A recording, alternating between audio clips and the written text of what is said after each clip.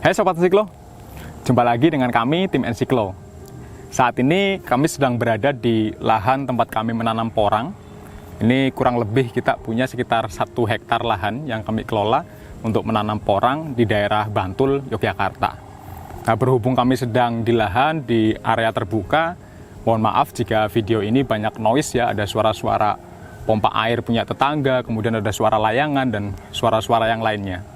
Pada video kali ini kami ingin berbagi kepada teman-teman terkait dengan manfaat penggunaan mulsa jerami yang kami aplikasikan untuk menutupi guludan atau bedengan pada lahan porang yang kami miliki.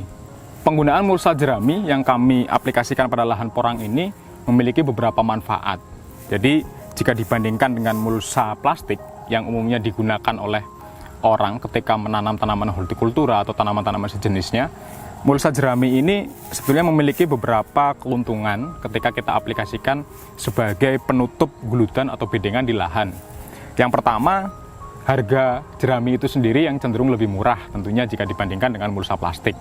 Kita bisa mendapatkan jerami misalkan ketika ada tetangga kita atau kemudian lingkungan di sekitar kita yang dia sedang panen padi. Atau jika teman-teman tidak mau repot, sebetulnya bisa juga membelinya dengan harga yang cenderung lebih murah. Nah, selain harga yang lebih murah, mulsa jerami ini ketika diaplikasikan pada lahan, dia memiliki beberapa fungsi. Fungsi yang pertama adalah dia membantu menjaga kelembaban media tanam atau kelembaban lahan. Seperti kami ketika kami menanam porang, porang adalah salah satu tanaman yang dia memiliki karakter pertumbuhan yang terbilang unik ya. Jadi tanaman porang ini dia akan tumbuh atau memasuki fase pertumbuhannya ini baru ketika musim hujan. Dengan adanya rangsangan air hujan, kemudian kelembaban yang cukup, biji katak ataupun benih dari bentuk yang lain, ini baru akan tumbuh tunas. Nah, sebaliknya ketika memasuki musim kemarau, maka porang dia akan memasuki masa dormansi atau masa istirahat, bisa disebut sebagai masa istirahat atau masa berhenti tumbuh, di mana nanti ketika masuk musim hujan, umbi-umbi yang dia berada di dalam lahan, dia akan tumbuh kembali. Nah, penggunaan mulsa jerami ini kami lakukan adalah yang pertama untuk menjaga kelembaban media tanam. Kelembaban media tanam ini menjadi penting karena dengan terjaganya kelembaban ini, maka pertumbuhan tanaman porang dia akan menjadi lebih maksimal atau lebih baik.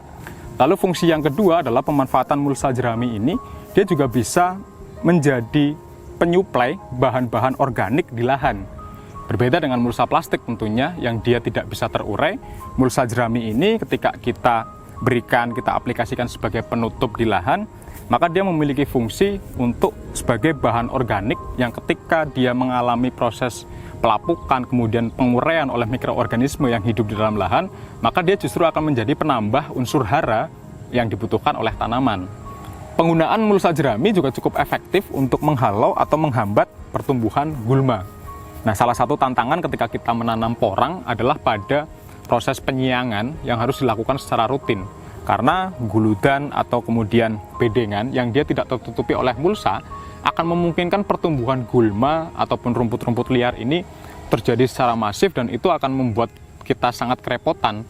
Karena itu penggunaan mulsa jerami ini akan sangat membantu untuk menghambat pertumbuhan gulma sehingga perawatan menjadi lebih ringan. Seperti teman-teman lihat di lahan kami ini, bisa dibilang rumput atau gulma yang tumbuh ini hanya ada pada bagian-bagian yang dia tidak tertutupi oleh mulsa jerami. Selain keuntungan yang bisa kita dapatkan dari penggunaan mulsa jerami ini, sebetulnya ada beberapa catatan penting juga yang perlu teman-teman ketahui ketika pengaplikasian mulsa jerami. Sebagai bahan organik yang kita gunakan, maka bahan organik ini juga memungkinkan menjadi ruang tumbuh bagi bakteri atau mikroorganisme yang dia bersifat patogen. Karena itu penting ketika pada fase awal pengolahan lahan, kita perlu melakukan sterilisasi lahan dari mikroorganisme patogen. Karena itu pada saat proses pengolahan lahan, kami selalu menerapkan penggunaan pestisida dan juga fungisida nabati pada saat olah lahan. Hal ini penting karena untuk membasmi keberadaan dari mikroorganisme yang dia bersifat patogen. Nah, ketika mulsa jerami ini akan kita gunakan di lahan, kita juga melakukan perlakuan yang sama dengan penyemprotan pestisida dan fungisida nabati yang tujuannya adalah agar mulsa jerami ini dia steril ketika kita gunakan.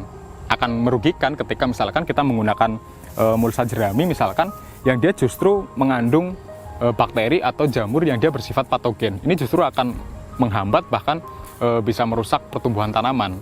Nah, ketika sudah diaplikasikan di lahan seperti ini, teman-teman sebetulnya juga bisa melakukan perlakuan lain selain penggunaan pestisida nabati atau fungisida nabati. Salah satunya adalah perlakuan dengan menggunakan trichoderma. Nah, trichoderma ini menjadi penting ketika kita semprotkan di permukaan dari mulsa jerami yang kita gunakan ini. Maka jamur trichoderma yang dia memiliki dua fungsi. Yang pertama adalah membantu proses dekomposisi pada media tanam yang kita gunakan atau pada lahan pertanian yang kita miliki. Kemudian yang kedua, trichoderma ini juga memiliki fungsi sebagai biofungisida atau fungisida nabati. Jadi ketika trichoderma hidup pada lahan-lahan pertanian atau misalkan pada mulsa jerami yang kita gunakan ini, maka justru trichoderma ini dia akan berfungsi sebagai fungisida yang dia akan menghambat pertumbuhan jamur yang bersifat patogen. Nah, ini menjadi keuntungan tersendiri dari penggunaan mulsa jerami yang dikolaborasikan dengan penggunaan agen-agen hayati. Untuk mendapatkan manfaat maksimal dari penggunaan mulsa jerami ini, sebaiknya penggunaan mulsa jerami juga dilakukan sedini mungkin. Sedini mungkin yang saya maksud adalah ketika misalkan kami menanam porang di sini, ketika kami selesai memasukkan benih, maka mulsa jerami ini sebisa mungkin langsung diberikan untuk menutup permukaan bedengan atau gulugan yang ada. Dengan begitu, kelembaban media tanam akan terjaga, kemudian fungsi-fungsi lain juga kita dapatkan secara maksimal. Seperti itu teman-teman, sedikit pengetahuan yang bisa kami bagikan terkait dengan manfaat penggunaan mulsa jerami yang kami gunakan untuk menutup bedengan atau guludan pada lahan porang yang kami kelola.